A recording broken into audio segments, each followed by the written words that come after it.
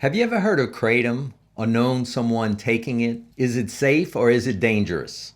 Did you know that you can buy it over the counter as a supplement in the United States or most states in the United States? But in 2016, the DEA recommended that it become a Schedule I controlled substance, just like heroin or ecstasy. Today, we're going to help you answer the question whether it is safe or dangerous to use Kratom. So stay with us to the end so that you can get the facts about Kratom and make an informed decision of whether it is safe or whether it is dangerous.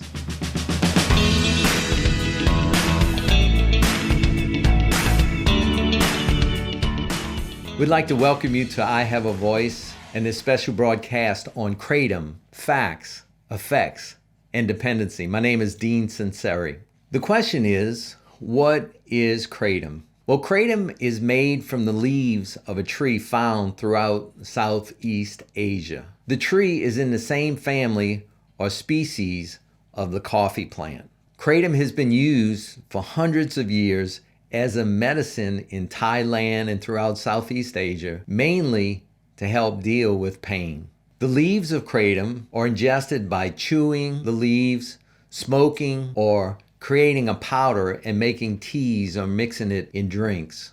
Kratom was first documented in the West in a scientific literature in 1836. It was described as a substitute for opiates. Kratom in small doses acts like a stimulant, creating alertness and talkativeness. But in large doses, it becomes a sedative and acts like an opiate and creates pain relief and euphoria.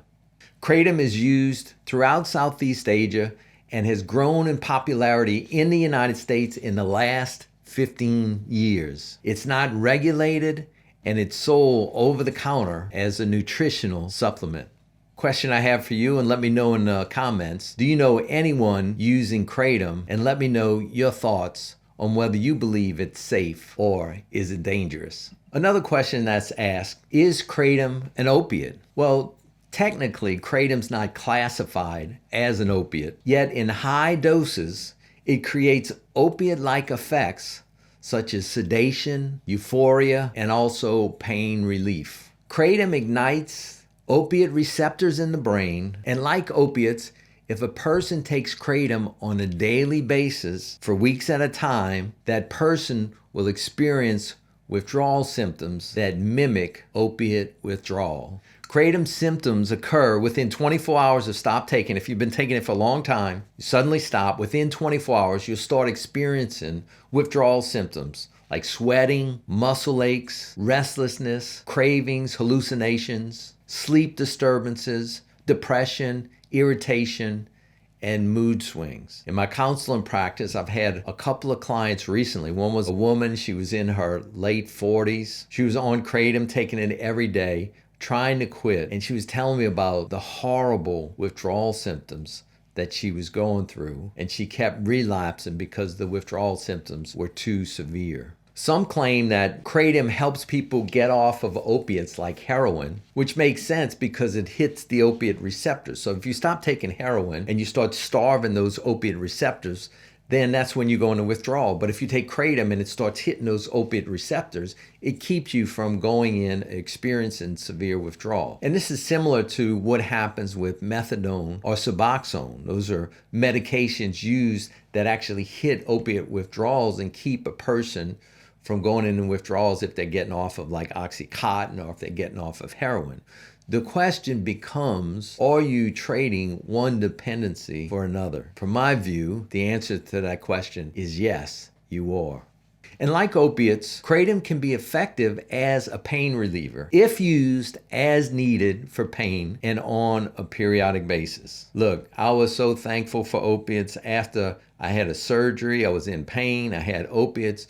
It took care of the pain. After the pain subsided, stopped taking opiates. Look, that's the purpose of pain medication, is to help you deal with pain on a temporary basis. It becomes a lot more complex if you're dealing with chronic pain. But if it becomes something that's used recreationally on a daily basis, you become dependent and it starts causing a whole host of problems. So if Kratom, like opiates, becomes a lifestyle or daily use, you will start developing a tolerance. What that means is that if it takes, say, 3 milligrams of Kratom to get a certain level of euphoria and pain relief, if you take it consistently, that may need to be to 5 or 6 milligrams in order for you to experience the same relief, and then it might go to 7, 8, or 9. That's what we call tolerance. It'll also lead to dependency. Your body will start depending on it if it's taken on a daily basis over a period of time. And if you stop, you will have severe and painful withdrawal symptoms that mimic opiate withdrawals. In fact, some doctors today help people get off of Kratom by putting them on SUBOXONE, the same thing they do with people who are using heroin or Oxycontin or Loratab. And then they start weaning down on the SUBOXONE and hopefully get them off of the SUBOXONE to get off of any type of medication or natural plant that hits the opiate receptors. And if this video is helping you, please like and subscribe to our channel. Another question is Kratom dangerous? Well, Kratom is found throughout Southeast Asia, mainly in Thailand. And in 1943, Thailand government created a law to ban the use of Kratom because of the abuse problems that were occurring within the population. Kratom has caused so many difficulties and problems in terms of dependency and other issues in the United States that 6 states have banned it, to ban the sale of Kratom. That includes Alabama, Arkansas, Indiana, Wisconsin, Tennessee, and Vermont. And as I mentioned before, in 2016, the DEA, which is the Drug Enforcement Agency in the United States, recommended that Kratom to be considered a Schedule I controlled substance, just like heroin, ecstasy is considered a Schedule I controlled substance. Yet their recommendation was defeated because of a strong Kratom lobby in Washington. The question is, do you think Kratom is safe or dangerous? Let me know in the comments. I'd like to hear from you, your opinion. My personal opinion is that perhaps Kratom can be used to give you pain relief on a temporary basis, just like any opiate. But if it becomes part of your lifestyle and it becomes something that you use on a daily basis, then it gets into the danger zone because there's tolerance, there's dependency, you set yourself up for horrible withdrawals, and then you have and develop a need for your body to have more and more. I'd like to give you today a 1-page fact sheet on Kratom. If you'd like that, go to the description below, click on the link, and I will send to your email an excellent 1-sheet drug fact sheet on Kratom, and I believe you'll find that really helpful. If you happen to be dealing with some dependency issues with Kratom or any other drug, my wife and I did a masterclass on addiction and recovery, and I know that you'll find that really helpful. So if you're interested in that, click on this video right now, and we will see you in the next video.